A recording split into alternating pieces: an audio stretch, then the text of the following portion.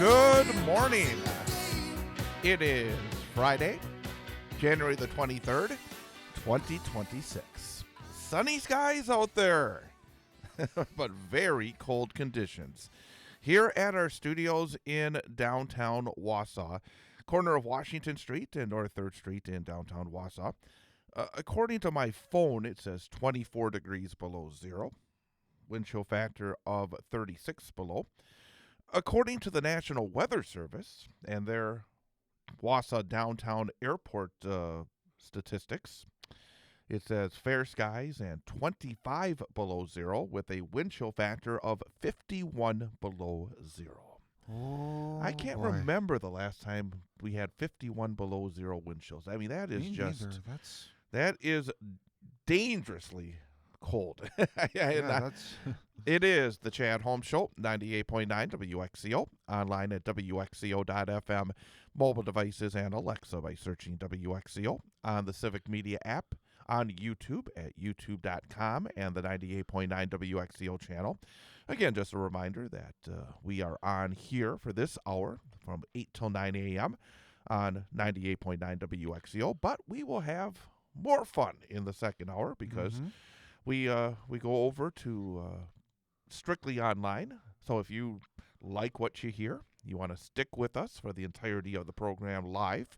After 9 o'clock at 9:06, we are back. And we can be seen on YouTube, youtube.com, and the 98.9 WXCO channel. You can also catch us audio-wise by going to WXCO.FM or the Civic Media app and the WXCO part of the app, which is the third one down. We're in a pretty good spot on that app because we have a lot of stations on the Civic Media radio network. And if you download the always free Civic Media app, you can see all the stations and be able to tune into any of the stations you want. And we're fortunately near the top at the number 3 on the app. So just click on WXCO and then click on the Sports 2 stream.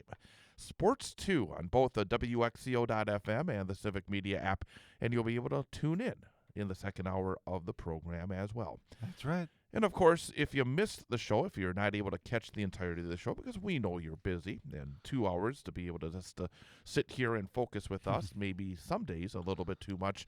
Every day we do put up as a podcast as well our show. If you are on Spotify or other podcast providers, just search WXCO News. Subscribe to WXCO News, and you'll be able to get our show as a podcast. And also go to WXCO.FM. If you look, if you're on your desktop or your laptop, on the right-hand side under News, you'll see our podcast for the day. If you go to shows or on air, it'll take you to the Civic Media site, and all the shows that are on Civic Media are there. And you can just highlight WXCO at the top, and then go down to WXCO News. Click on that, and find the daily news roundup and our show as well. So, again, just want to remind folks, because as we continue to let you know where we can be found each and every day and each and every hour as well. Again, I am Chad Holmes, and coming up in about 10 minutes or so, we'll be joined by Paul Michlig to talk Wisconsin sports as we go to the weekend. Also, coming up in the second hour, we're going to hear a conversation that I had earlier in the week with Marathon girls basketball coach Jeff Schneider. He's a guy I've known for a couple of decades, and very, very good coach and a good guy as well. And been ups and downs, of course, during the course of the years, and they are having a fantastic season this year at 12-2. So it was from our big high school sports show on Wednesday night, but I'm going to share a little bit of that coming up in the second hour. And also coming up in the second hour, we will wrap things up with our daily history lesson, which wraps, of course, with our number of the day quiz. The man who does it every day, who is, I think, 2 out of 4 so far this week. Am I correct? So you've already got a passing grade for the week. Yes, I do. Going for a winning week by having more right than wrong. That is Ian Welsh. And Ian, good morning. Good morning, Chad. It is very cold, as you said. It was so cold that last night I had my car parked in the family garage, and as I was warming up my car this morning, the temperature, I said it was a -9, and then as I'm driving through a town to come to work, I check it again. It dropped all the way down to -25. It dropped 16 degrees in a few minutes of driving, which Well, shows how cold it is. Well, the temperature and I had my car in the garage as well this morning, and it started at 7 above. It's basically what the temperature is in that area. So Yeah. once you get outside your garage, that's why you want it in the garage, because you have that big difference. And you're right. I mean, you just watch that temperature just keep on going high. Where's it Like going you to step stop? into a walk-in freezer, and the Yeah. temperature just dramatically drops. And I parked here downtown in the parking ramp at the old mall area. And even just walking, it's probably like a block and a half. By the Yeah. time I get halfway there, I'm thinking, gotta get there. It's really cold. It's really cold. Finally get there.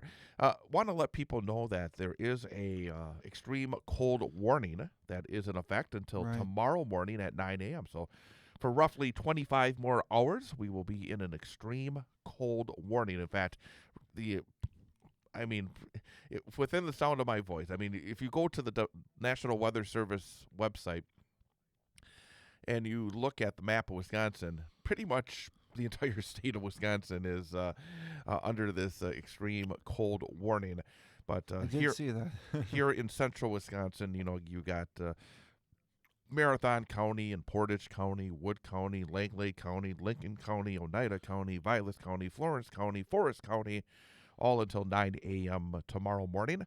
The dangerously cold wind chills as low as 50 below, and we've said it. I mean, according to the National Weather Service and their equipment over at the Wausau Airport, here this hour, 51 degrees below zero is the wind chill. But with that incredibly frigid wind chill, it could cause frostbite on exposed skin in as little as 10 minutes. And also, don't forget those pets. Keep those pets indoors as much as possible. Absolutely. Dress in layers, including a hat, face mask, and gloves if you must go outside. And use caution while traveling outside. Wear appropriate clothing, a hat, and gloves. And, of course, try to avoid having those pipes freeze, the water pipes wrap or drain, or allow them to drip slowly as well. Oh, Yeah, I'm not wearing the T-shirts anymore. no kidding, huh? I went to my closet and found all my long sleeve shirts, and thankfully I still have quite a few of them. So I'm going to be wearing those for at least the next week, just until the temperature gets above 10. Anybody who lives in Wisconsin, especially during the wintertime, have long sleeve shirts and sweatshirts. I pulled over the sweatshirt. I got a long sleeve shirt underneath. I'm layered up even for the short walk from the parking garage here to the studio. And just to let you know, this cold weather, there's really no break in sight. I mean, I'm looking at the forecast for about the next week. Yeah. And, of course, I mean, it's not going to be as cold as it's going to be today and then tonight. But, I mean, like today, high near 11 below zero. Sunny. Partly cloudy, 26 below for another low temperature tonight. Tomorrow, mostly sunny, but continued cold. Not quite as cold, but we will not be getting above zero. At least it doesn't look like it. A projected high of 2 below zero. Those wind chill factors still around 20 to 25 below zero. Then let's looking ahead. Sunday, finally, back above zero at 6 degrees. Then you're thinking, okay, we're going to break it. We're going to start to get somewhere closer to normal. Yeah. But then, go into Monday, high of 5. Tuesday, high of 8. Wednesday, high of 7. Thursday, high of 10. I mean, so it's little single digits. I mean, this is a long stretch of well below zero weather. And so basically the things we're talking about here this morning, the things that you need to do to be safe, you're going to have to do this for at least the next week. I mean, single-digit highs, I mean, it's not like 11 below highs, but still, it's very, very cold. And who knows what the winds will be like over the next week. So we'll probably have those wind chills as well. Yeah. You got to be careful of the frost bite and the hypothermia, because even if you just walk around outside for like 10 or 15 minutes just trying to go from shop to shop, or like going inside a restaurant, when the temperatures are this cold and then the wind chill is unbearably frigid, frostbite can happen very fast, and it is not something that you want to get. I mean, you're exactly right. It should be just as bad as getting a sunburn. And by the way, of course, all the schools are closed today. All the after-school activities, including the extracurricular events also are called off, so no high school sports tonight. We were scheduled to have a Wausau West boys basketball game in Wisconsin Rapids. That game has been postponed, but everything has been postponed tonight. It's a night to sit under the covers, watch a movie, watch sports, whatever you want to do. But if at all possible, try to avoid any sort of long-distance driving, especially tonight. I mean, as I said, 26 below zero, low temperatures, incredibly cold. I mean, just incredibly cold. So be very, very careful out there and make sure that you do not put yourself in a bad position because, as we said, if you have exposed skin for upwards of 10 minutes, you could get frostbite. And, of course, that is very, very dangerous as well. So I'm thinking I'm just glad that one of the silver linings for the Packers being out of the playoffs is just think if they had been the number 1 seed this year. Just think if they would have been at home this weekend for the NFC Championship game. I remember back, must be about 10, 12 years ago, maybe a little bit longer than that, when the Giants and the Packers played in that game where you had Tom Coughlin, the Giant coach who was on the sidelines. You could see him actually getting frostbite as the game continued, and you saw all the players out there just incredibly uncomfortable. So, yeah, I think that's the one thing that I'm going to be curious to see what the weather is like at the locales that do have the championship games. I know that Denver has one of them in the AFC. And then, of course, I don't think there'll be an issue with cold weather in Seattle for the other one. But the time is coming up on 8:19. Of course, in a couple minutes, we're going to talk some sports. Will Giannis be traded? The trade deadline's coming up in less than 2 weeks. The Bucks struggling. There does not seem to be many answers now for the Bucks. The Brewers trade Freddy Peralta. I think I have a disagreement with Paul Michlig, so we're going to talk about that. I'm not very happy with this. He seems to think, well, that's what they do. I shouldn't put words in his mouth because he does not like that, but we'll find out about that coming up as well. The Packers looking for a new defensive coordinator after Jeff Hafley is hired as the head coach of the Miami Dolphins. Badger men's basketball doing pretty well. Marquette not doing so well. So lots on the plate to talk about when it comes to sports as we head to another Wisconsin sports weekend. So we will be joined coming up. I think he's going to bear his way into the studio here this morning, and we'll have Paul Michlig coming up. The time is coming up on 8:20. Again, frigid, according to the Weather Service, 25 below zero at the Wausau Airport with a wind chill of 51 below zero. I am Chad Holmes with Ian Welsh. Chad Holmes Show, 98.9 WXCO.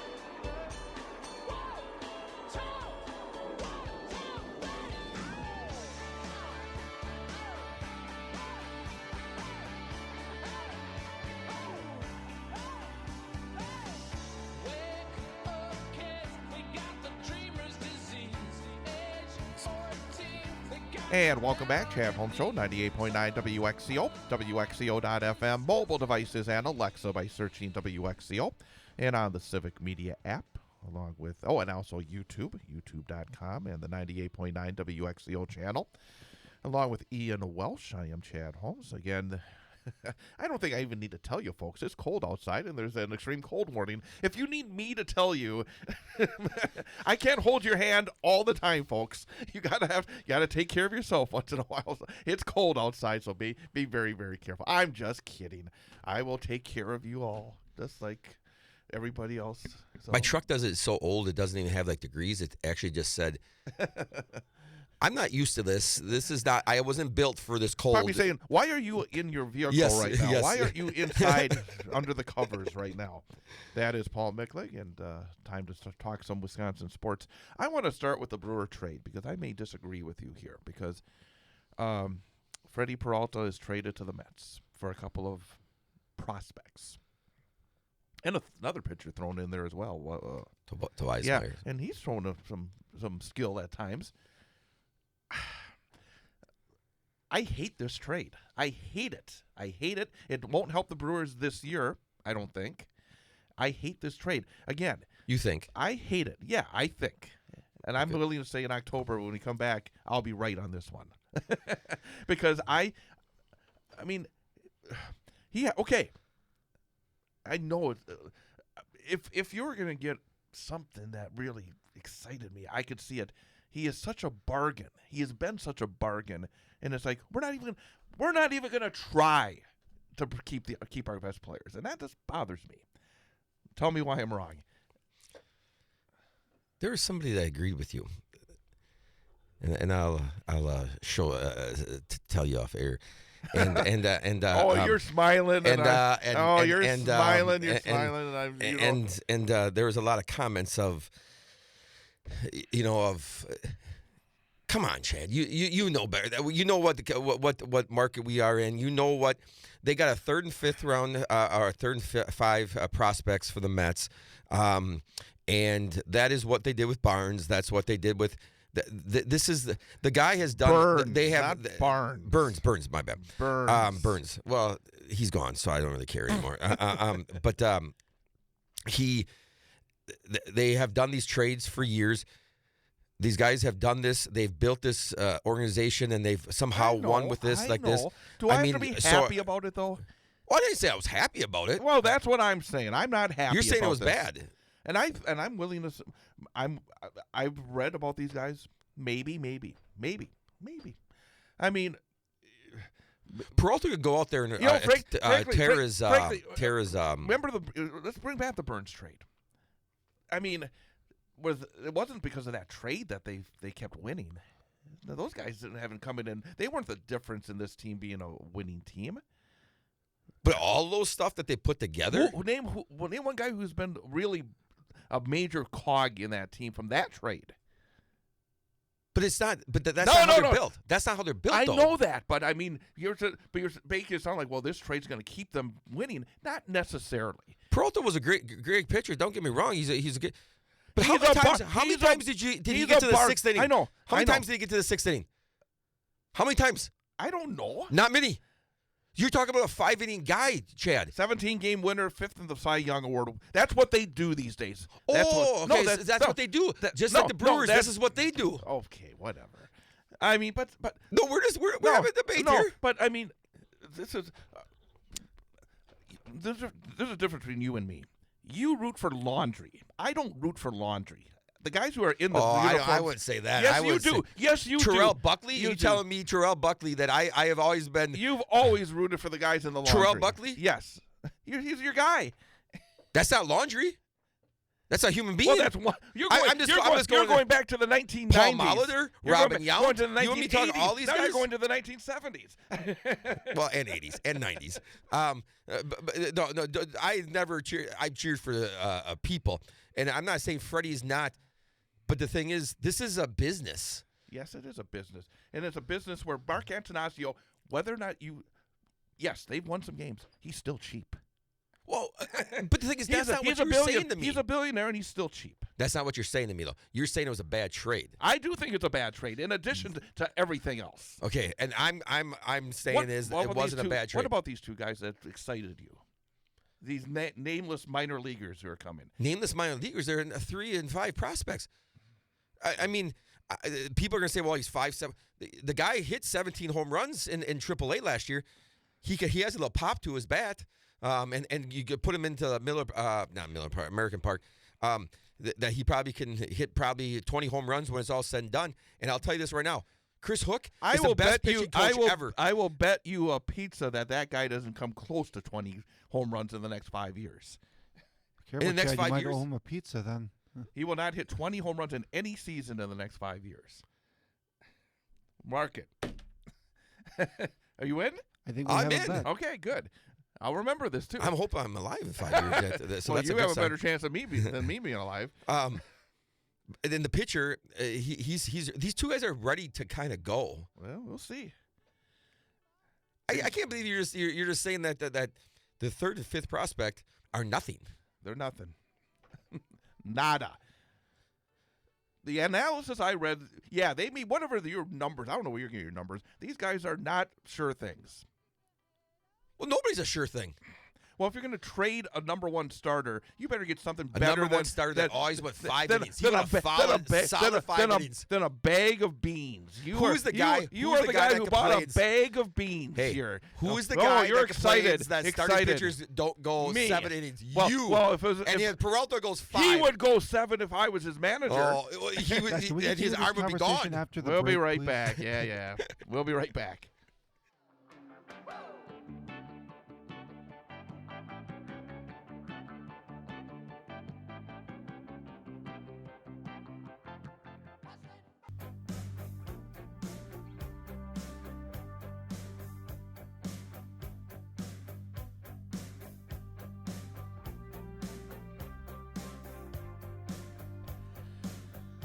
And welcome back. Chad Holmes Show, 98.9 WXCO. Online at WXCO.FM. Mobile devices and Alexa by searching WXCO. Civic Media app and on YouTube, youtube.com. And the 98.9 WXCO channel. Do we take a breather? Of course. Okay, Of good. course.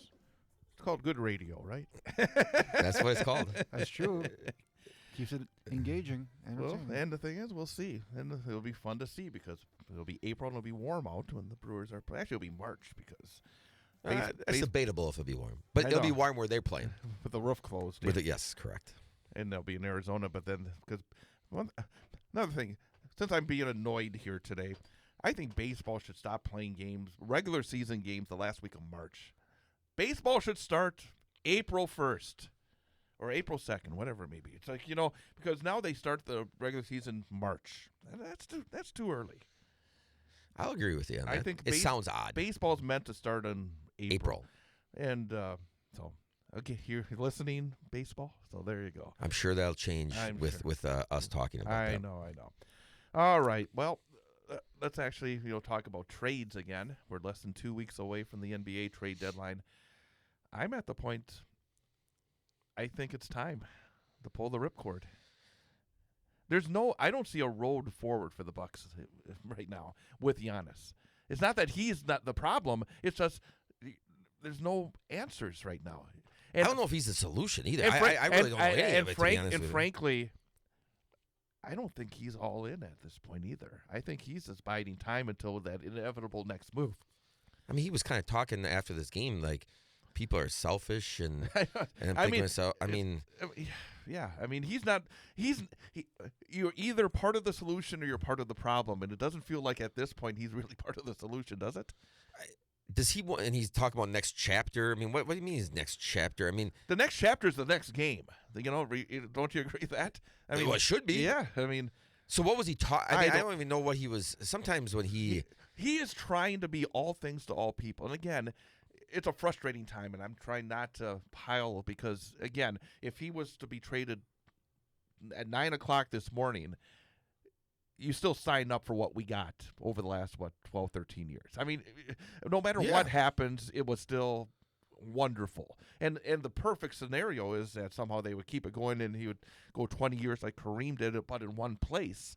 And it just does not appear that's going to happen. And also, that's only one of... I mean, this is not a good fit for Doc. He's not the type of coach I think to be in this situation. The rest of this team is just a bunch of pieces that I just don't think fit all that well. And I don't think John Horst is really the greatest guy to try to rebuild with either. So it's like...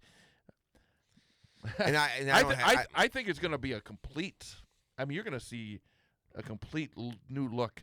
And also... But they are stuck with money, though, so I don't know what that look is going to look like. And frankly, one of the things that it's like, ever since Jimmy Haslam bought part of the team, I just, again, talk about rooting for laundry. That guy's a piece of garbage. I'm sorry. I mean, he's been convicted of stuff to make his fortune. He's been a terrible owner of the Cleveland Browns, and then they brought that guy in, and now his guy is the governor for the Bucks.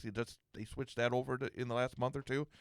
I have no trust that guy having his hands in this organization that they're going to be able to turn it around. Yeah, I know we laughed about when because it's kind of a mute point when he kind of bought in to it, and at least I laughed it off. That he does have a majority stake. Yes, in the yes. franchise, yeah. But ironically, it's kind of gone downhill since then. So I don't know if it has to do with him or he certainly is not a help to. He hasn't gone the other way since he's bought in, and he'll bring in the NBA version of Watson in the trade. Let's hope not. I hope not. On the flip side, I'm to the point where it's like, you know what, trade him. Don't trade him, whatever the case might be. But right now, they're not a very good basketball team. No. And I don't think that, again, I never say this, I rarely say this, I should say, about coaches. Doc is just not the answer right now with this team. They should just go some other direction. There are certain guys who fit in certain situations, and Doc is the kind of guy you kind of, when they brought him in, the thought was he'd be the plug-in to kind of take them to the ultimate level because he's coached at that level. Yep. But that's not the team he has right now. It just is not fit. It does not work. And also, yeah, they need a jolt. And I think he's at the point of his life here. It's like he's been coaching for darn near 30 years. I mean, they need a little bit of an energy boost here from their coach, and I just don't think he's the guy to do it. And I mean, again, when they play Oklahoma City, now they had guys out, but for the Bucks, I mean, they did have Miles Turner and KPJ, which are two of the key cogs in there. But they got down early and they never got back. I mean, it was at that 15 to 20 point mark the whole game, and they never could make a serious run. It just looked like they couldn't get a stop when they needed a stop. Right. And at the end of the day, they got to be able to play defense. Mm-hmm. And they're not playing. They have no guy. Brook Lopez is not there anymore. No. Well, the whole thing about it, we will often talk about. You are who you are. I mean, I think you see if you've been around teams. You know who your team is. It's not going to change in say a football season in week 8 because you are. You are what you are, and I think it's the same thing with a college team or a professional team. To expect a team that has struggled and then to be able to struggle to defend and struggle to win, then all of a sudden become a defensive juggernaut and turn it around. This team is, again, if everything went right, I mean, before the year, I thought maybe a 45-win team. And now things have gone wrong. Instead, there'll be a 45-loss team. I mean that's what it's going to be. And if they get into the play-in, it'll be as the number 10 seed, and good luck. They would have to be completely healthy. I mean, when I see a guy like Nance come in there, and I thought he was the number one hustle guy on the floor that night, both on the boards and defensively, and why can't those other guys give that same kind of effort? You can't tell me they can't. He's not a good player. I mean, I shouldn't say he's not a good player. He's a good player, but he's not up to that level. You can't have your majority guys, like your mediocrity guys, be your best leaders. Right. You know what I mean? Right. And it's just not going to work. Right. And I, quite frankly, I've watched quite a few games this year. Giannis is not the defensive player he once was. He picks and chooses when he does his things. Yeah. And so now they have literally nobody down low that can stop that ball from getting down into the paint. And then now they're just lighting it up from the three-point range. Oklahoma City was just on fire. It makes for a bad combination. Yeah. And I'm curious to see what they would be able to get now, because I wonder sometimes now whether or not they waited too long, in a sense. Well, they're going to say, well, is he really that good? I know. Yes. And how old is he? And he's been injured. And I mean, it's like, but be curious. So I guess we'll see in the next 2 weeks, because I think he's going to be traded in the next 2 weeks. Do you think he's going to be traded?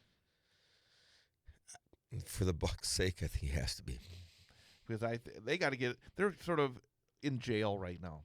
They have no flexibility. They can't go out and make a move because they just don't have the financial or the draft capital at this point to really make a move. He's booing their fans. He's ripping on his team. What are you trying to save here, right? You don't want to ruin his reputation Right. either, and his legacy as a You Milwaukee say Buck. thank you for everything you've done. Yep. And hopefully it'll try to jumpstart the next era for Yes. basketball. So Agreed.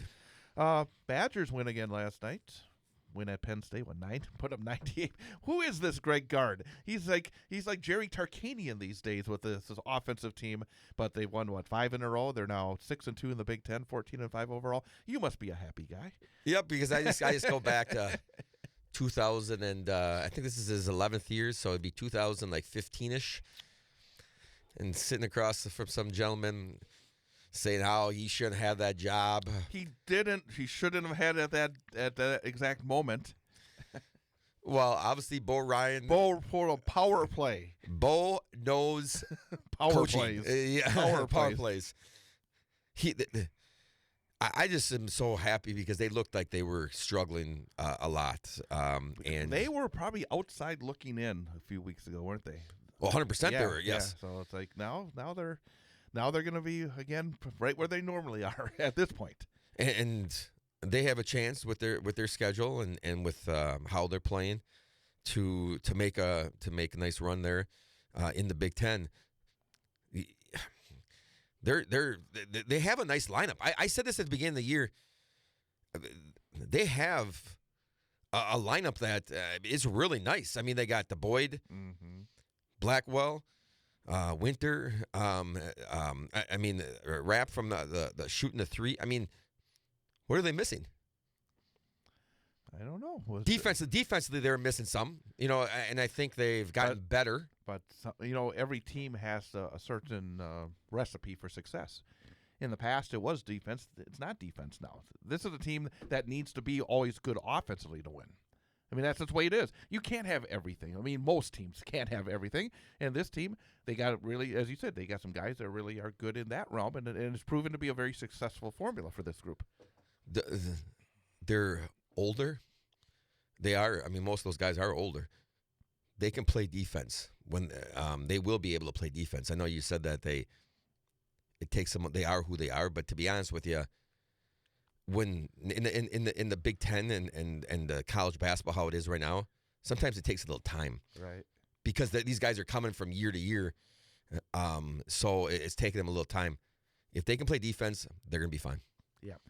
Marquette is out of the cellar in the Big East after their overtime win. That was the game that I was talking about. You probably didn't even know what I was talking about when I said 2 bad teams make 1 great game. Oh, I was wondering what you were talking about because I wasn't watching it. Yes, correct. I was thinking, what are you talking about here? But It was a great game. It fairly was 105 to 104 in overtime.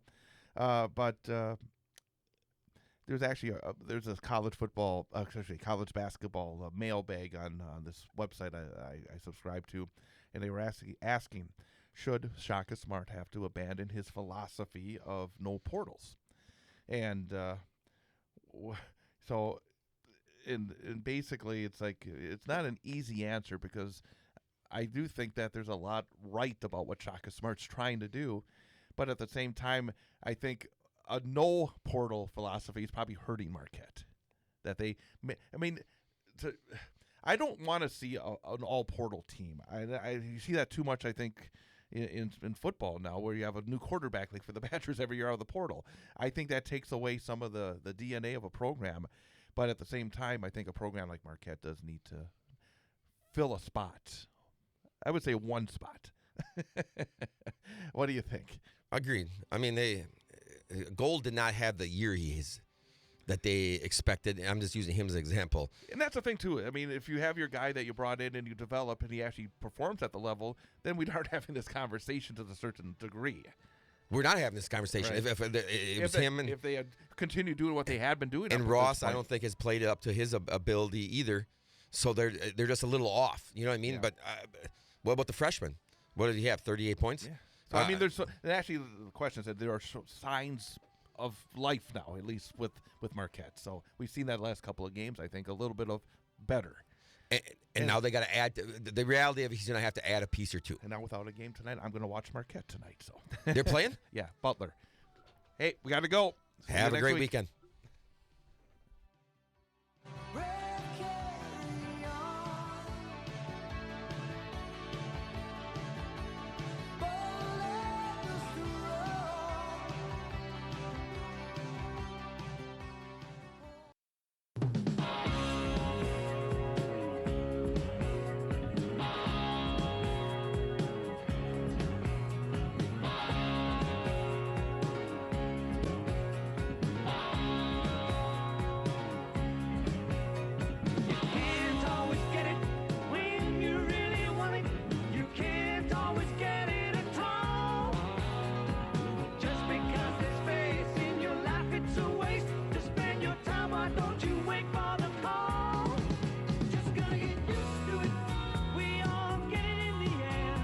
Chad Holmes Show, 98.9 WXCO, WXCO.FM, mobile devices and Alexa by searching WXCO.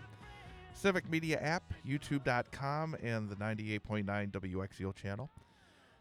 You have to ask your dad. You bring it up in conversation this weekend. Do you agree with the Brewers trading Freddy Peralta? See if he agrees with Michlig or me. So, I'm sure my dad has a lot to say about that. That's Ian Welsh. I am Chad Holmes. Again, we are with you until the end of this hour here on 98.9 WXCO.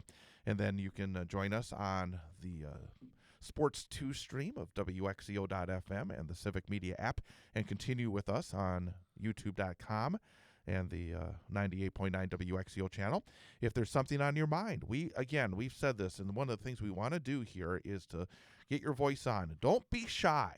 If there's something on your mind, whether it's in the news, whether it's the weather, whatever is out there, you can let us know at 715-814-9330. That's 715-814-9330. Want to quickly let people know that Monday we will have another gubernatorial candidate, Francesca Hong, who is running as a Democrat for the governorship of Wisconsin. She'll be joining us on Monday morning. Then on Tuesday morning, we'll be joined by Yi Leng Zhang, who is a candidate for the state treasurer office, and of course, a very important figure here in central Wisconsin. Absolutely. And then on Wednesday morning, again at 8:06, we're very excited to welcome back to the program for the first time in almost 2 years, actually. Yeah. Katie Rosenberg, the former mayor of Wausau, who is now running for the Marathon County Board.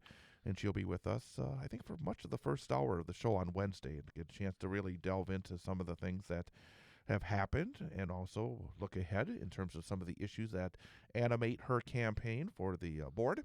So that's on Wednesday, will be Katie Rosenberg. So again, Fran Hong on Monday, Yi Leng Zhang on Tuesday, and Katie Rosenberg on Wednesday. Some terrific guests coming up early next week here on the program. A very busy start to next week. Yep, that's what we like, right? That's what we like. Absolutely. Keeps us on our toes. There you go.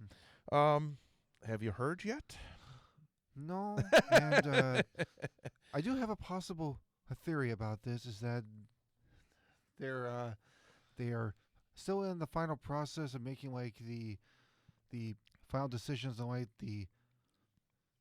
the main cast of characters, and they're just trying to make sure that they make the right decision, and hopefully they'll post something by this weekend. And by the way, real quickly, for people that may have just jumped into the middle of our story here, earlier, was it this week or actually it was last week that the audition, right? Thursday. Yeah, so Ian auditioned for the Wausau Community Theatre production of the 25th annual Putnam County Spelling Bee. Yep, that's right. Which will be performed coming up at the Vinegar Theater in late March. And we're waiting to see whether or not he adds to his total of productions. And he's up into the 70s, and the goal is to get to 100 by the time he turns 40, which is about, how many years is that? Like 9 years? You're like 30, 31? What are you? Well, depending on the amount of shows I do every year, I mean, I did make a promise to my family I wasn't going to overdo it on theater. So probably I do like 2 to 3 shows a year. So probably maybe 7 to 9 years, probably.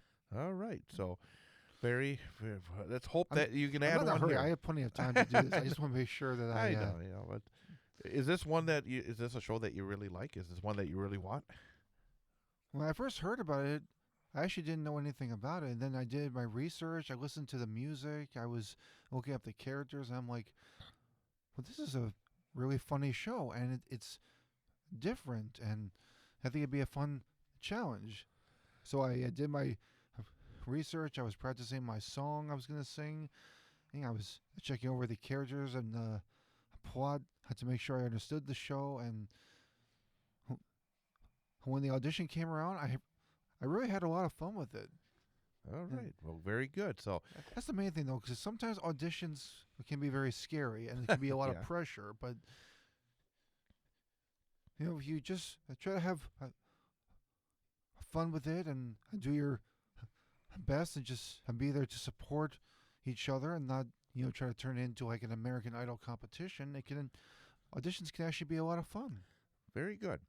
Before we wrap up the hour, just a reminder, again, it's very cold outside, in fact, but apparently we've warmed up. It's now, according to my phone, it's 22 below zero with a wind chill of 33 below, so we're going in the right direction. But again, there is an extreme cold warning in effect for 24 more hours until 9 a.m. tomorrow morning. That's right. Make sure you are very careful. If you are able to, try to avoid any significant travel here in the next day or so. And also just, it's going to stay pretty cold through the next week. We were talking about it. Today, 11 below zero is the high. So that's going to be the worst of it. But tomorrow, a high of 2 below. Tonight, low of 26 below. And then even after that, Sunday, high of 6 above. And then Monday, a high of 5 above. Tuesday, a high of 8 above. Wednesday, a high of 7 above. And then maybe next Thursday, we'll get back to double digits. They're calling for a temperature of 10 above zero. So it's going to stay cold for the next number of days. The next couple of days are going to be the worst. Yes. Worst days in the negatives, but it will get better. Just we have to take It'll it feel one day at a balmy. time. It'll feel balmy by the time it gets 10 above zero. Yeah. So, hey, in Wisconsin in the wintertime, 20 degrees is a heat wave. There you go. Hey, we are done for this hour, but if you want more, join us over on 98.9 WXCO's YouTube channel, youtube.com, WXCO.com, and the Civic Media app. Click on the Sports 2 stream, and we'll be back at 9:06 for the final hour of the week. You want to hear how Ian does at the number for the day, right? So the only way to do that is to head online. We hope to see you there.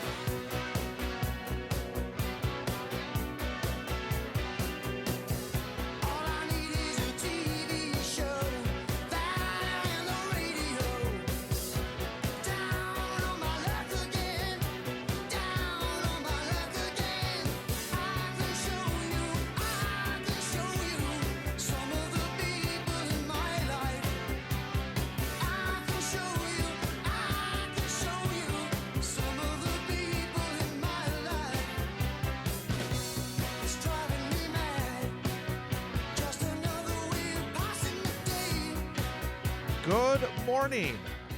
It is Friday, January the 23rd of 2026.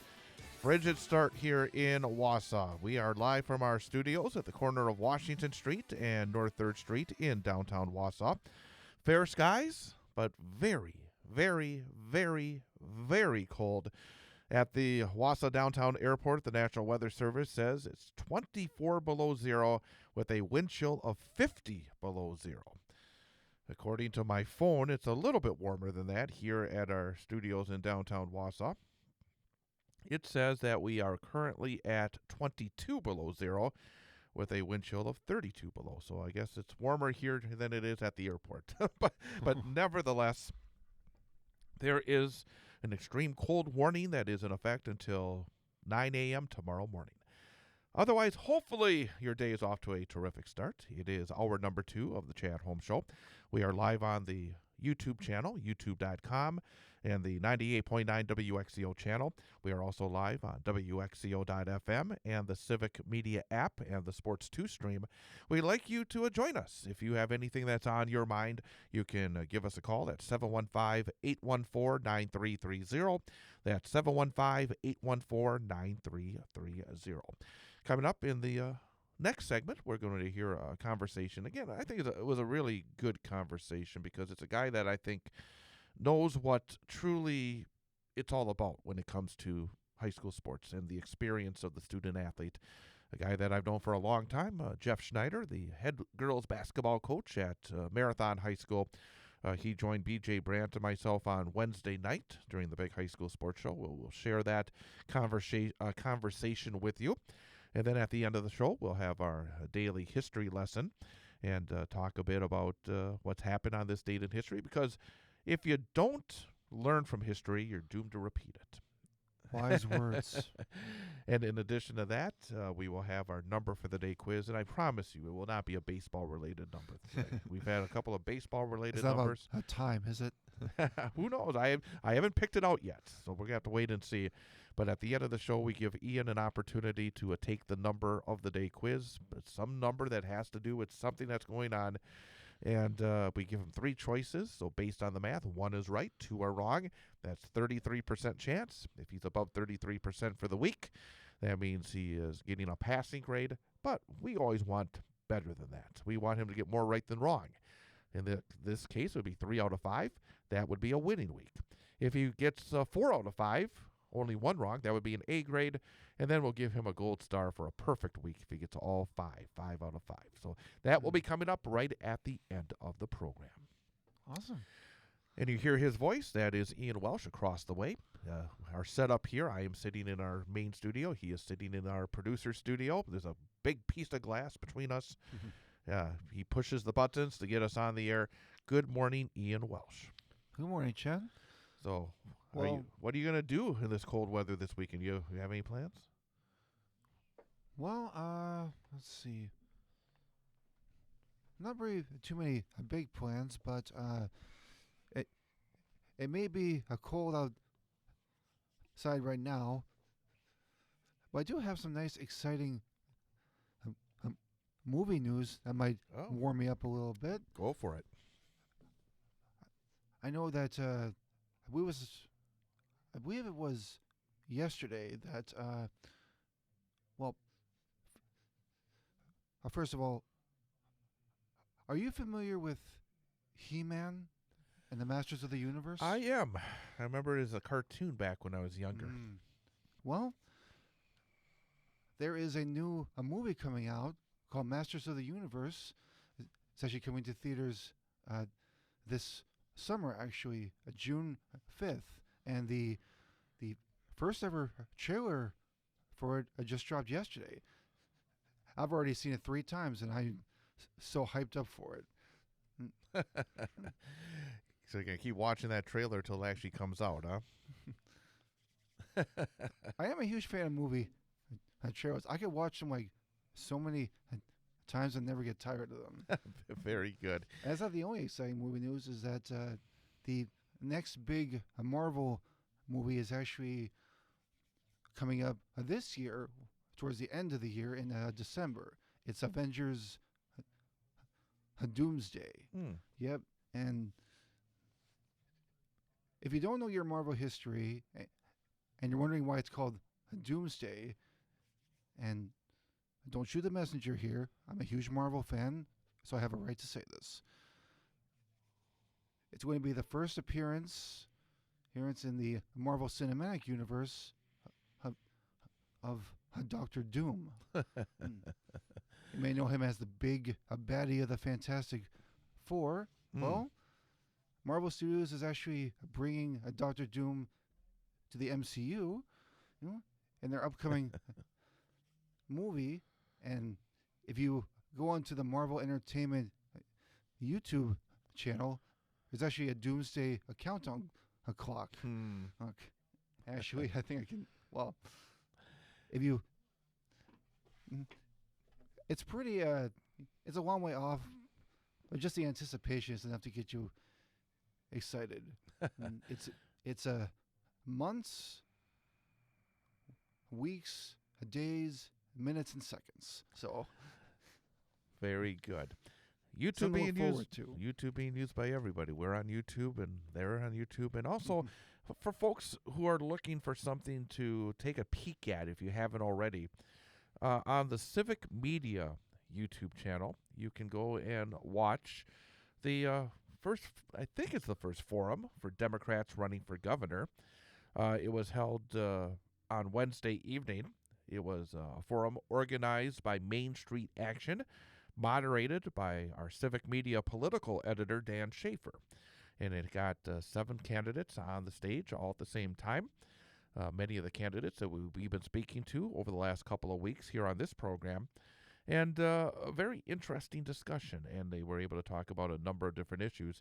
And there's also a story up on our Civic Media website. If you go to civicmedia.us and check out the news stories, be able to get a complete write-up about this event. And the headline of the story is, at Forum for Democrats Running for Governor, Style and Tone differ more sharply than policy. And I would think that's understandable. I do think that in talking to a number of these candidates for governor, we have seen that I think a lot of them do have similar ideas. I do think there is a swath, if you are put the political spectrum on a piece of paper. You have the far right to the far left. And then you take, and that's generally with Republicans, Democrats, and everybody else that are, whatever party you consider yourself. And then you take the Democratic Party and you say, okay, here's the right wing of the Democratic Party, the left wing of the Democratic Party. I do think if you were to place some of these candidates, they would be not all in the same spot. But at the same time, I do think there are a number of must-haves, I would say, if you are a Democrat running for office in the state of Wisconsin. But it's interesting to see the different shades that are brought to the discussion. State Representative Francesca Hogg, I think, is considered perhaps at the left end of the spectrum, and she is somebody that's not afraid to come out and say it. And I think there is an appetite. And actually, it's something I've been thinking about as we get ready to speak to Representative Hogg on Monday on this program, is that I think, and I'm going to say this, I think there is a hunger from some that are among the Democratic Party electorate, the voters who will be going in August to the primary polling places and voting for the nominee for the Democrats for governor of Wisconsin. I think there is, at this point in our history, with the threats that are being put out there by Donald Trump and other Republicans, a need to be stronger. And I think we've talked about this on our program. Several times. And I think somebody like Representative Francesca Hogg is trying to put voice to that. She is still considered an underdog because I do think that there's still this political wisdom out there that somehow if you are considered the most liberal of the candidates, that makes you an underdog. And I'm not so sure about that. I think that in this era, that kind of message can resonate. In fact, I was talking to somebody just yesterday about these candidates, and while not making a full decision, this person said, well, if the vote was today, I'd probably go for Francesca Hogg. And I found that interesting because that shows that, again, there are these folks out there that I think want a stronger, more powerful voice pushing back against the I would call out of the mainstream policies that we often see from Republicans, both in terms of Washington and in Madison, because at this point, the idea is, I think the most likely thought is that the Republicans will be nominating Tom Tiffany as their standard bearer for the governorship. He is by far, I think, the front runner on the Republican side.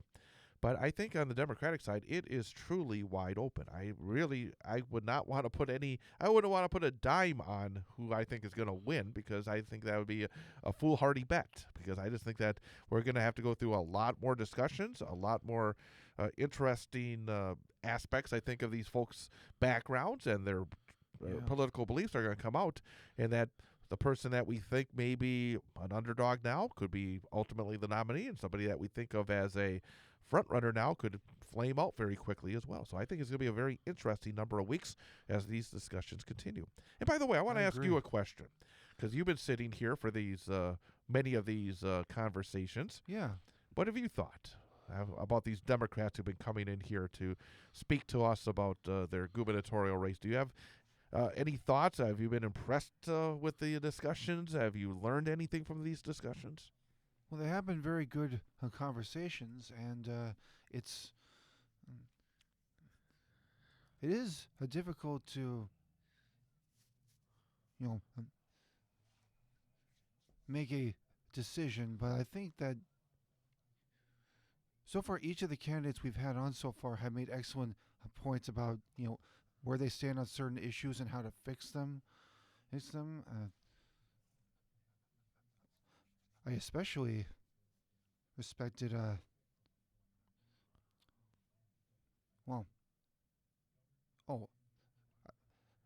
I especially respected Zachary Roper for being the youngest candidate to run for governor, because I think that shows initiative, and it shows that he's ready to put himself out there and fight for changes on these issues. And I do think that we do need younger representation from candidates who are more open-minded and not set in their ways like certain Republicans are. But I believe each of the candidates we've had on have clear ideas about where they stand, focusing on the certain issues that are the most prevalent in our country right now, and actually taking actionable steps as a way to achieve those goals. Absolutely. So, again, I would encourage you folks who have not seen the event. Again, this was streamed live on the Civic Media YouTube channel. It is still there. So go to YouTube, go search Civic Media, and you'll be able to find this event and learn even more about these candidates. And again, I would encourage everybody to tune in on Monday morning when we have a chance to talk to Francesca Hogg, candidate for governor of the state of Wisconsin as well. We're going to take a timeout and then come back and hear our conversation with Jeff Schneider, the Marathon girls basketball coach. Again, fair skies 24 below zero here in downtown Wausau. Wind chill factor of 50 below. Be careful out there. An extreme cold warning still in effect until 9 a.m. tomorrow morning. With Ian Welsh, I am Chad Holmes. It is the Chad Holmes Show live on the WXCO YouTube channel, on the Sports 2 stream of WXCO.FM and the Civic Media app.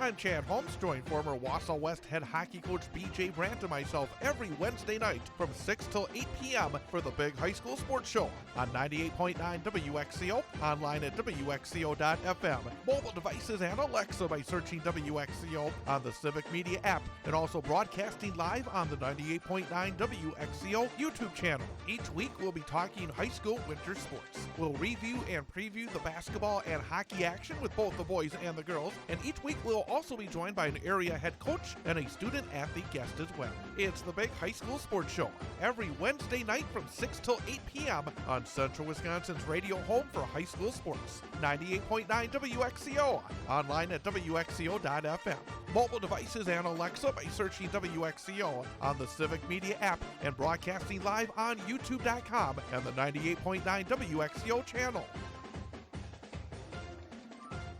So, how are the kids? Well, Emily made the honor roll. Oh, good for her. Yeah, we're really proud of her. Tyler, on the other hand, though, What's going on? he's been moody lately, just feeling down and not like himself. Oh, we've been there. Nick was struggling last spring. He was so anxious and stressed. Really? What helped? Well, he joined the soccer team, and ever since, he's been a lot happier. He has more energy, he's less stressed, and he's definitely in a better mood at home. It's made a huge difference. That's awesome. Yeah, I'm glad he's getting out of the house, he's getting some exercise, and he's off his phone for once. It's been good for his mental health. Sounds like it's been good for your mental health, too. Participating in Wisconsin high school sports improves students' physical and mental health. Encourage your son or daughter to get involved. This message presented by the WIAA and the Wisconsin Athletic Directors Association. Local radio thrives when it serves the community. WXCO is no different, and we're looking to add someone to our staff that is well connected around town. Someone who can help our local businesses increase traffic and their visibility among our audience. From connecting clients with high school sports, local news and weather, or the Chad Holmes Show. If you know local business owners, we'd like to get to know you. If you'd like to know more about this opportunity, send me, Chad Holmes, a message at chad.holmes@civicmedia.us. That's chad.holmes@civicmedia.us. And let's set up a time to talk.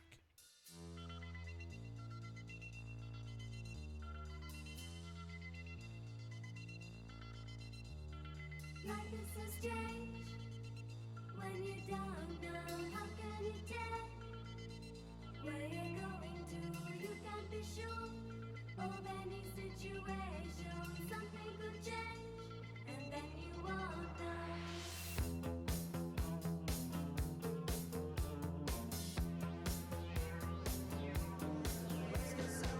Where do we go from here? It seems so near. Chad Holmes Show live on the WXCO YouTube channel at youtube.com. Also, the Sports 2 stream of WXCO.FM and the Civic Media app. And, of course, the entire program always available as a podcast. Once we wrap up at 10 o'clock, we'll get that up within a few minutes after 10 o'clock. So you can always go back at your convenience and be able to tune in as well. Again, you can get the podcast if you are on Spotify or any other podcast provider by searching and subscribing to WXCO News. You can also go to WXCO.FM, and then under the latest, under the news category, you'll see the show as well. With Ian Welsh, I am Chad Holmes. And, of course, in addition to doing this program in the mornings from 8 till 10 a.m. Monday through Friday, on Wednesday evenings, I am co-host of the Big High School Sports Show with B.J. Brandt here on 98.9 WXCO. We always have a chance to talk to a student-athlete guest and also a coach guest. And this week, our coach guest was somebody I great respect for, and I think does things the right way when it comes to working with student-athletes and making the experience as positive as possible. And having a really good year. 12 wins and 2 losses so far for the Marathon High School girls basketball team. And our coach guest this week was Jeff Schneider. And again, he's a longtime coach at Marathon and been doing it for a couple of decades now. And here, along with B.J. Brandt, was my conversation with Marathon girls basketball coach Jeff Schneider. The first question I have is, I saw some video of the end of the game and just how excited on the sideline as the clock was running out that your girls were. That had to be special because a lot of these girls have been going through this process for the last couple of years, and to get a win against such a quality program like Assumption had to be just incredibly thrilling for everybody involved. Yeah, well, thank you, and I really appreciate every time you have me here, and yes, I have been here after a loss a few times too, so it does feel great to that we got to defeat a quality team last night in Assumption, one of the better teams. Better programs, super well coached, and have had, tremendous success. And for us, we've been talking a little bit about history this year that, our program hasn't done some things like defeat an Assumption team in a number of years. And we were looking back, we know we beat them once in 2018, and I think we got them once in maybe the COVID year in 2019-20. But it's been a while, and it just that felt good. And I we do talk about that a little bit. We try to not focus on the end result all the time, but at the same time the process. But boy, it feels good after that. And I think that's what you saw a little bit in that excitement of. Boy, this was pretty cool. This was pretty historic that this hasn't happened in a while. So when you look at this season, Coach, how do you gauge it? What are your benchmarks? So you see 24 game regular season. How do you chunk that up to get your team ready for the playoffs?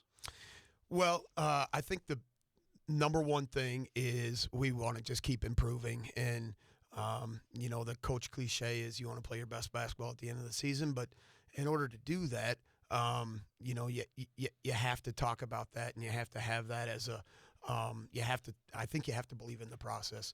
And the process is, there's going to be some ups and downs, and for the most part, you're not going to win every game, and you're not going to play well every game, even when you do win. So it's we've had those things, but we've come back to we've called it culture. This is our first year we've called it culture. In the past, we've called it standards. We've called it expectations, whatever. But we've called it culture because I'm a big Shaka Smarts fan, and he's done some really great things this year. They've struggled a little bit, but at Marquette and in some of the other places he was, and we just said, hey, culture over everything, and we came up with 3 core values, and just keep going back to those things. We're gonna compete every day with ourselves. Number one, we're gonna try to keep growing, which is we want to grow and play our best at the end of the season in the tournament, and then we chose trust, and our seniors have done a super job. That hey, we need to trust each other. That we need to play together, and that's when we're at our best. I want to take a step back because I find it interesting you bring up Shaka Smart because, again, he's had so much success, and this year it's been a struggle at Marquette.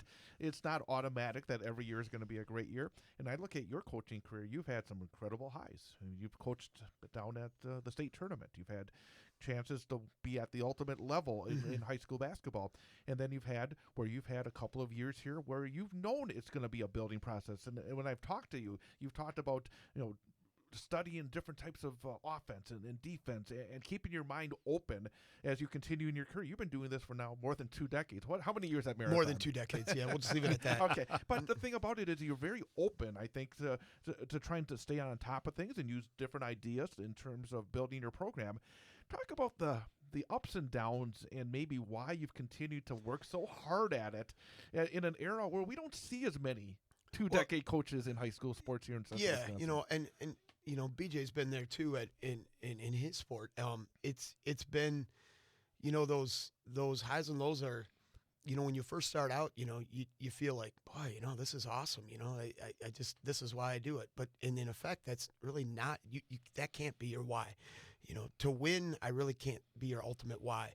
And your why has to be that, like you said, that some of those, seeing that development and seeing that process and adapting and adjusting and things like that. And I mean, the 2 big areas that we've talked, X and O's are one thing, but I think developing kids has been my focus, especially the latter part of my career, is what are the things that we can do? What are the skills that kids really need to work on, and then be able to take those into a game, and not just, I've got to get this many shots up. That's important, but at the same time, it's what can I do to keep developing? And then the other side of it is the mental side of it is, how can I develop as a teammate, and how can I develop and grow as my role, and understanding what do I need to excel in and do the best I can in for my team to be the best.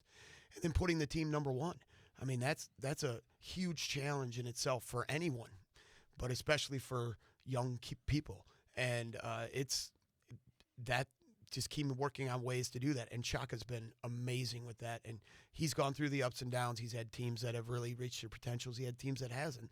And, we're all in the same boat as coaches. And we just keep battling and keep helping each other. And I think that's the big why to keep doing it.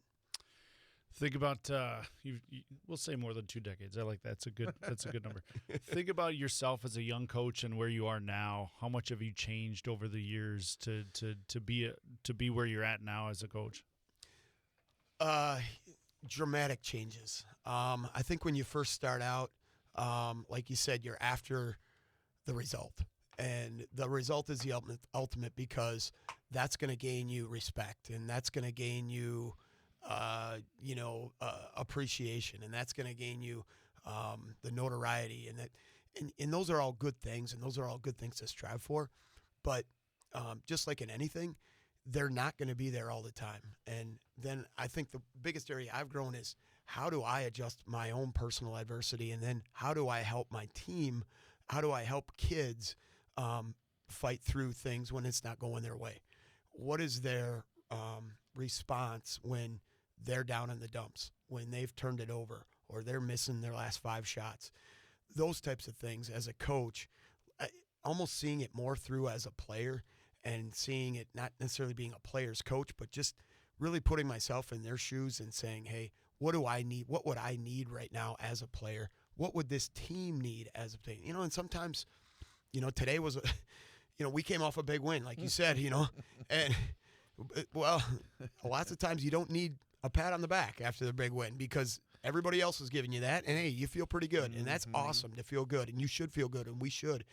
But sometimes to keep growing, you need a little push, and that sometimes is needed too. So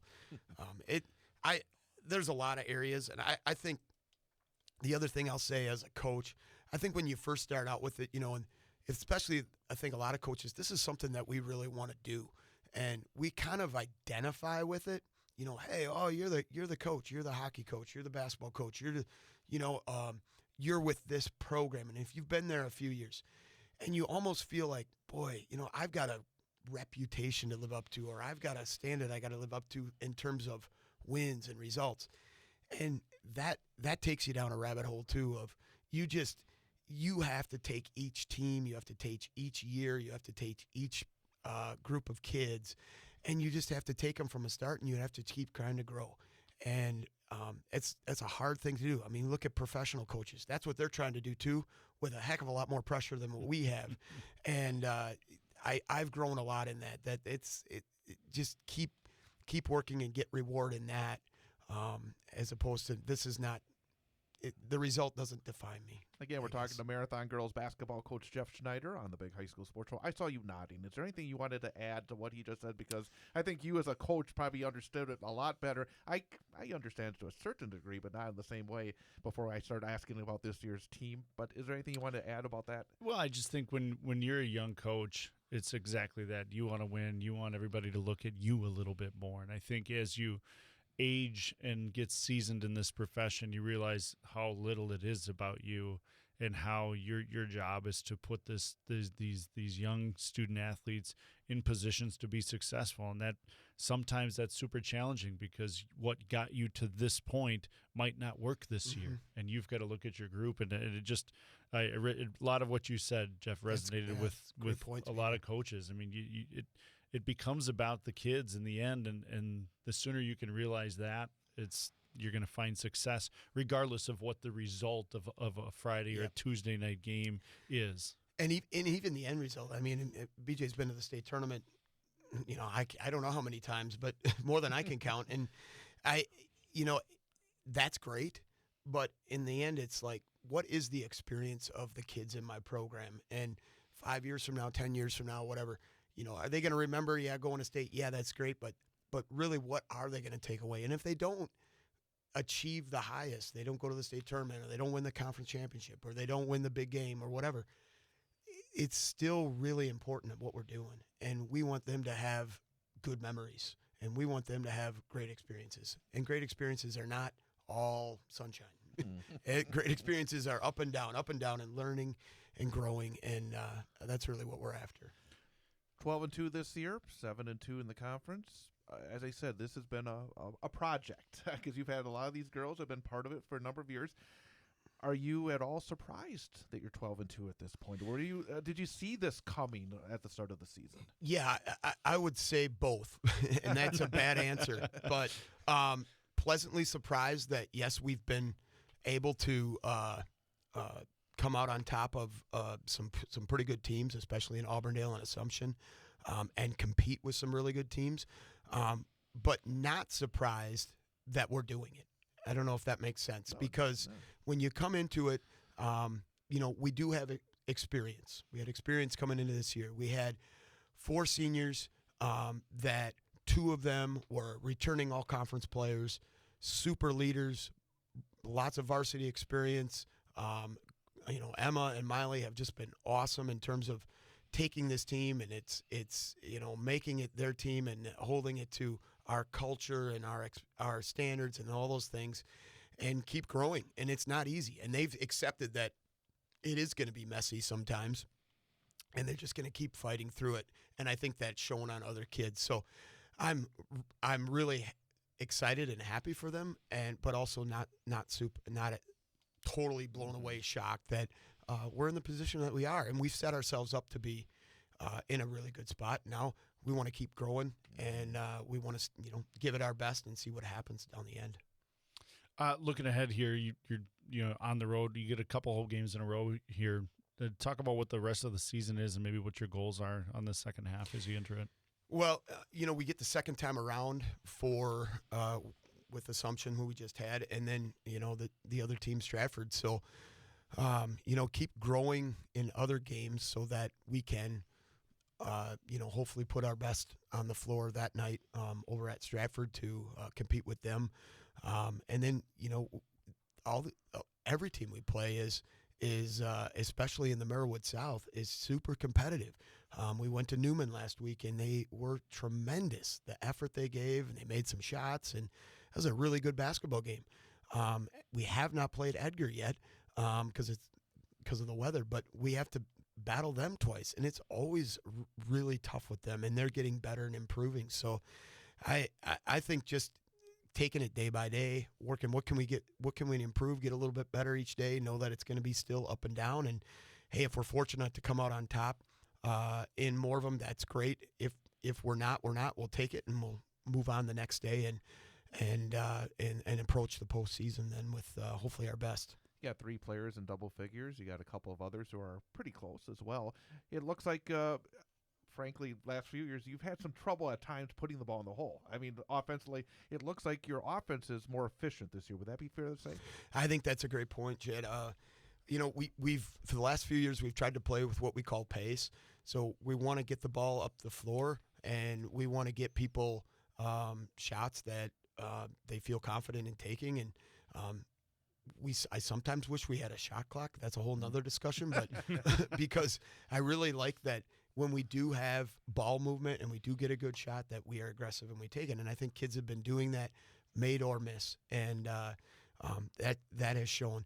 And we said at the beginning of the year, Emma and Miley have been great about, if one kid scores 15 or one kid scores 20, that's great. But then we have kids that score 8, or we have kids that score 10, and we have kids that score 5. There was a couple games where we had, I think Emma had like 18, and then we had 5 or 6 other kids between 5 and 8 points. And that's just the ultimate balance, and I think that's what really good teams do. So this group you've had and kind of grown with them, what are you most proud of that they've been able to do so far in their careers? I guess number one, I'm proud that they have continued just great effort, trust, and belief, and they've put in a lot of time. They've put in a lot of just work, whether it be physical work, mental work, culture work with our team. And that's what makes me so happy, that when we do have the results that we want, and that, people look at you and be like, wow, awesome. You got that big win. That makes it, I feel so good for them, because they have earned it, and they've trusted that, and they've gone through, like Chad said, years, and we've come up short a lot of times and played some really good teams and have not been as competitive as we wanted, and now it's just so great. So I really appreciate that. The other thing I appreciate is that I think we have Wausau West hockey is the ultimate, I think. But as far as girls basketball, I really appreciate that our kids do value that we have a decent amount of kids that are playing. We're usually in the mid-20s of numbers of kids, and our older kids, and especially our seniors this year, have done a great job of being good leaders, being good mentors, being good models to our younger kids, like showing up every day and working hard, and being a great teammate, and knowing how important that is. And I'm just super appreciative to our 4 seniors. They all have a little bit different roles, and they've accepted that, and they've done that, and they've done a super job. And the seniors we had last year too, we had 8 seniors last year, which is pretty rare, and they were all tremendous at that too. I want to ask you about one of your juniors. I know BJ always likes talking about it as well, coaching your daughter. I mean, you've done this for such a long time. You've been a coach. It's not a case where you decided to coach because your daughter was part of it. You see that sometimes. But you've been a coach, and now you have a daughter who's part of your program. What's that been like? It's been super rewarding. It's been made me, I think it's really helped me become a better dad, because as a dad and as parents, you can see through your kid's eyes a little bit better than all the other kids because they're your kid. And I've seen what she experiences, which is similar to what other kids are. And I think it's made me better. I think it's made me a better coach, made me understand what does the team need, what does a certain kid need, and what does she need. And I'd say that's been super rewarding. But like any parent coach, it is super challenging. We go home, you've got to be a parent and you've got to be a dad. When you are at practice, you are the coach. And I've probably swayed a little bit more to the other extreme of boy, I'm pretty nitpicky with her, a little bit more than other kids sometimes, which to a fault sometimes isn't the best for her and for the team. So it's a learning, it's a process, but I'll tell you, I won't have it any other way. I love it. I love her competitiveness, and I love how she competes, and I love how she wants to just do whatever it takes to win and for us to be the best we can. So I'm super appreciative of that. We've only got about 2.5 minutes to go, so I just want to, because we have a hard break. But BJ, anything that we want to make sure we get anything that's really important on top of your mind? Well, I could sit and talk with Jeff for a long time because there's a lot of parallels between him and myself, and I think about the lessons and how do you teach beyond basketball with your group? Well, I think it comes to your culture. I mean, that's really what life is, and that's the beyond basketball part or beyond the sports part is, what do you want your kids to take away? And I think number one is that this is hard. What we're doing is difficult. It's not show up and it's going to be great every time. And that is not just the winning and the losing. That is your own personal, how you play, how your team plays, and then how you fit within a group. And that's going to take them to their job. That's going to take them to their relationships, to their family, and making sacrifices and working with lots of different types of people. And that I think is life in itself, and whatever you choose to do. And we give that high school sports, especially when it gets competitive at the varsity level. Boy, that's real life. And working through a game and working through a season is super rewarding, and hopefully kids, they take good memories and they learn a lot. Like you said, BJ, they take a lot of good lessons. About 1 minute to go. I'm trying to think of a quick question to ask you. Does it feel different now going down the stretch, having the success you've had? I mean, because the winter sports season's a long season. Yeah. And I imagine that gives you a little more juice coming down the stretch. I mean, you said it. I mean, it's not all about wins and losses, but at the same time, it does have to add a little juice, doesn't it? It does. And I feel really, really happy for our kids to they've put themselves in a good position they've competed with teams, came up short a little bit, but at the same time have had some super wins, super efforts, and just no matter what happens, just it's exciting, and that is hard. When you get to January and maybe we're not probably going to compete for the conference, or we're not going to get a great seed in the tournament, it does come down a little bit, but these kids deserve it, and they're there, and they have put themselves there. So that's what it makes me super excited and happy for them. Kids deserve it, but I will say, because I remember when you first started, I remember back, maybe it was your first year when you played Weinkauf and Newman back in those days. You deserve it as well. You've been a lot of good Coach. coaches. I mean, BJ's here's one, but so many good ones, Tom, that we've had in our area. You've gone through it all, but so many good coaches, multiple sports. Just it's awesome. The type of people we have around here. Thanks for joining us. That was Jeff Schneider, again, one of our guests on Wednesday night's big high school sports show. And again, if you missed that, like this show, you can catch it as a podcast by going to Spotify or wherever you get your podcasts and search Big High School Sports Show. It's also, again, available on the show page if you go to WXCO.FM and be able to, I'm going to bring it up real fast because I'm always, if you go to WXCO.FM, it says on air at the top. You just click on that, and that will take you to the show page for Civic Media, and then you'll see WXCO right there. It says filter by station. Third to the right is WXCO, and then go all the way down, and you'll see everything that you can go back and listen to as podcasts and under sports, Big High School Sports Show. And, of course, again, if you go even further down, it says WXCO News.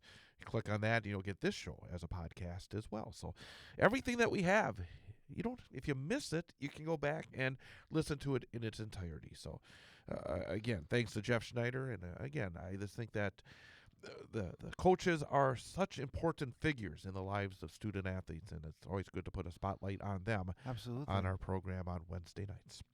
We're going to take a time out, get a news update, have our final segment of the week, and we'll get to some news. Ian's got some news to share with us. So we'll have that coming up as well. Glad you could be with us. Again, first hour is always on the radio on 98.9 WXCO. Also WXCO.FM, mobile devices, and Alexa by searching WXCO on the Civic Media app. And here in hour number 2, for those of you sticking around, online only. Again, you can join us on the YouTube channel, the 98.9 WXCO YouTube channel, on WXCO.FM and the Civic Media app and the Sports 2 stream. So, again, 2 great hours, I hope, every morning. And thanks for you for joining us. With Ian Welsh, I am Chad Holmes. Chad Holmes Show, 98.9 WXCO. The wind is taking me everywhere. Yeah. Can you feel it? Can you feel it? Can you feel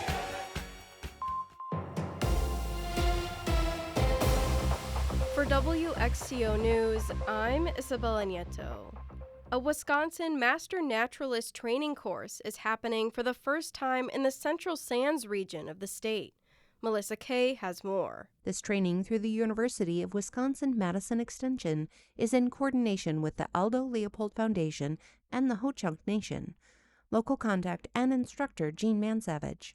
So this is the first chance to actually learn more about the natural history and the cultural history as it relates to it here in the central part of the state. Once trained, master naturalists use their skills to make sustained, meaningful impacts within their communities.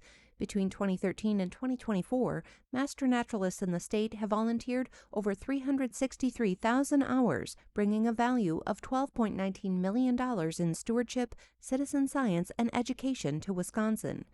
This training will take place in a 4-session program throughout the seasons of the year, with the first on February 20th and 21st at Sand Valley Golf Resort. We'll study the region's natural history from the glacial origins to our modern living ecosystems. In May, the training happens in Black River Falls with the Ho-Chunk Nation, July at UW-Stevens Point, and in October at the Aldo Leopold Center in Baraboo.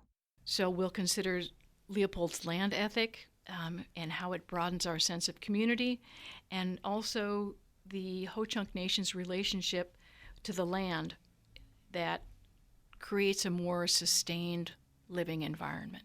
Registration ends February 13th, and there are opportunities for financial assistance if needed. You can find more information and register at wimasternaturalist.org. I'm Isabella Nieto, and you're listening to WXCO News. Local radio thrives when it serves the community. WXCO is no different, and we're looking to add someone to our staff that is well connected around town. Someone who can help our local businesses increase traffic and their visibility among our audience. From connecting clients with high school sports, local news and weather, or the Chad Holmes Show. If you know local business owners, we'd like to get to know you. If you'd like to know more about this opportunity, send me, Chad Holmes, a message at chad.holmes@civicmedia.us. That's chad.holmes@civicmedia.us. And let's set up a time to talk. A game without a crowd is just a scrimmage. A performance without an audience is just a rehearsal. Without your presence, high school sports and the performing arts aren't possible. Ensure that these essential extracurricular activities continue to enrich the lives of students in Wisconsin. Purchase a ticket to your local high school's game or performance. This message presented by the WIAA and the Wisconsin Athletic Directors Association.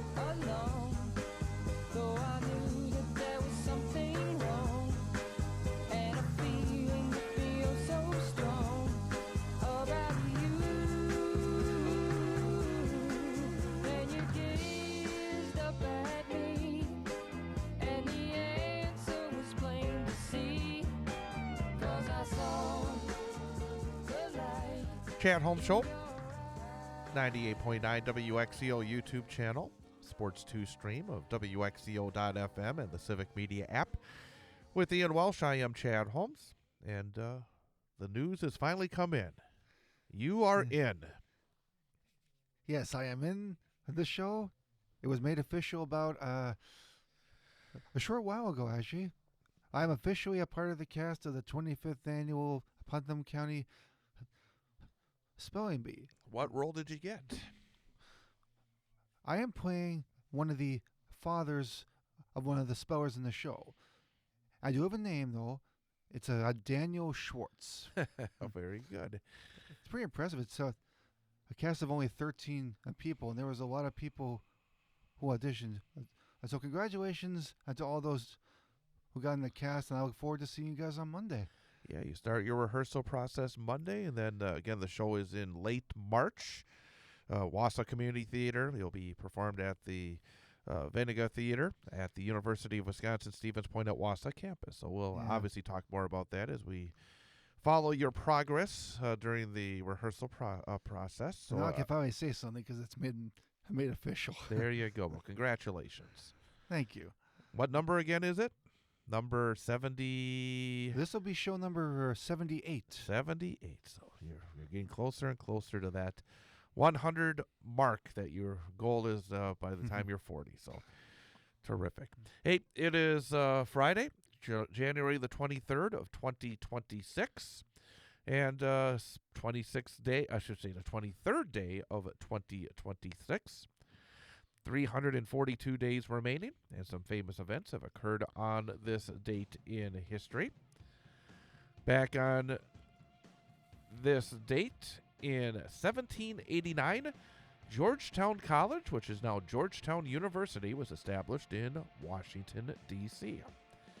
On this date in 1964, the 24th Amendment to the U.S. Constitution, which prohibited the federal and state governments from imposing poll taxes before a citizen can participate in a federal election, was ratified. Such taxes had previously imposed unfair restrictions on black American voters. On this date in 1977, the TV miniseries Roots, an adaptation of Alex Haley's best-selling novel, debuted. It became one of the most popular shows in the history of American television and brought mainstream attention to black American history. On this date in 1986, the Rock and Roll Hall of Fame in Cleveland inducted its first class, which included Chuck Berry, Fats Domino, and Elvis Presley. On this date in 1997, Madeleine Albright, who had earlier served as U.S. Ambassador to the United Nations, she became Secretary of State in President Bill Clinton's administration. She was the first woman to hold that cabinet post. Wow. On this date in 2005, American comedian Johnny Carson, longtime host of The Tonight Show, the king of late-night TV, died at the age of 79. What a legend. Yep. Another legendary talk show host, Larry King. He was the host of Larry King Live for 25 years on CNN, was on the radio for many years in addition to that. He passed away at the age of 87 on this date in 2021.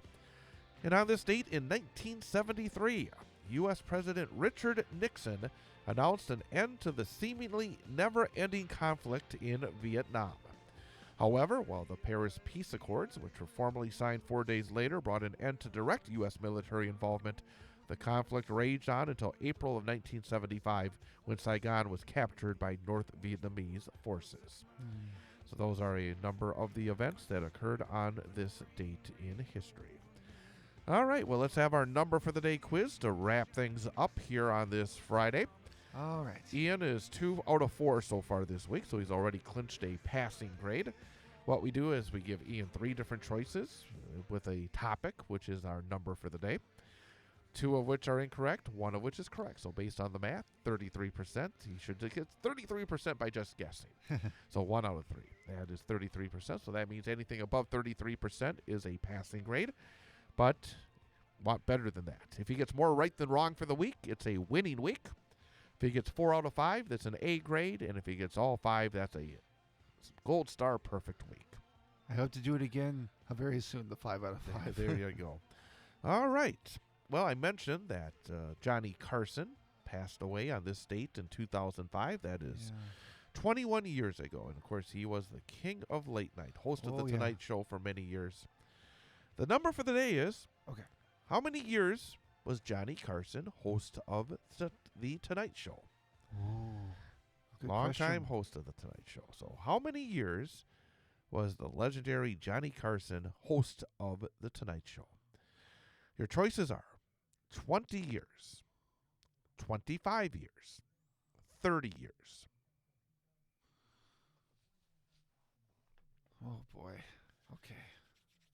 So Johnny Carson, longtime host of The Tonight Show, became the king of late night because of his incredible rating success. He was always number one in late night. How many years was he host of The Tonight Show? 20 years, 25 years, or 30 years? Okay. I'm going with my gut on this one. I am going to say, final guess, 30. 30 years is my final answer. I'm going to say 30. All right. Well, Johnny Carson took over as the host of The Tonight Show in late 1962. He retired in early to mid 1992. So that means Johnny Carson was host of The Tonight Show for 30 years. Yes. Oh, The king of late night. So you get man. a winning week, 3 out of 5. Well, the Castles is announced, and I get a winning week with Holy the number cow! of the What day. a finish here! It almost Great makes way to things, start the weekend. It almost makes things feel warmer, doesn't it? Just a little bit. At least a few degrees. What is the temperature right now? I gotta look this up real before My we computer wrap it says it's 21 below zero right now. up. My phone says it's 19 below, so we're getting there. We're warming up. I'm going to trust your phone more. 19 below zero, wind chill factor of 30 below zero. Again, folks, until 9 a.m. tomorrow morning, there is a extreme cold warning effect for our entire listening area. So low temperature of 26 below tonight. Stay in if at all possible. Yes. Ian, have a good weekend. We'll see you Monday. Yep. Have a good weekend as well. I'll take care, everybody. Happy Friday. Thanks for joining us. Chad Holmes Show, 98.9 WXCO.